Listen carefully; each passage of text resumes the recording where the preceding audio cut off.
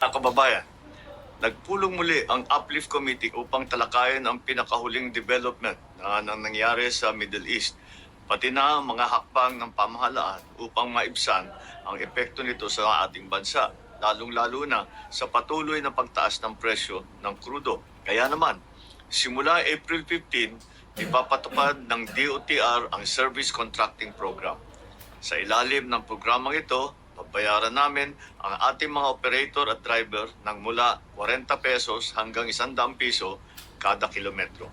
Dagdag ito sa kanilang kita mula sa pamasahe. Para naman sa mga commuter, may kasamang hindi bababa sa 20% na diskwento sa pamasahe. Ang mga ruta ay nakatuon sa mga lugar na may koneksyon sa tren at pangunahing mga bus route upang maging mas maayos, mabilis at maaasahan ang biyahe. Ipapatupad ito sa buong bansa.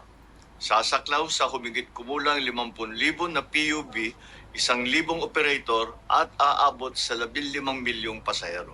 Ang Service Contracting Program ay ipapatupad sa off-peak hours upang masigurong may masasakyan pa rin ang ating mga kababayan kahit hindi sa rush hour. Lahat ng sasali ay may GPS monitoring para naman matiyak na aktwal ang biyahe at maayos ang serbisyo. Patuloy ang biyahe, patuloy ang hanap buhay. Hindi pa tayo titigil doon.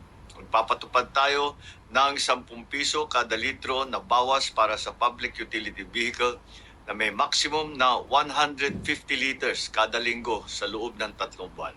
Sisimulan muna natin ito sa NCR sa susunod na linggo. Una sa Commonwealth, palalawakin natin ito sa mga susunod na araw sa Quezon Avenue, Espanya, Zapote, A. Bonifacio, Rizal at Marcos Highway hanggang mapalawak natin ito sa buong bansa.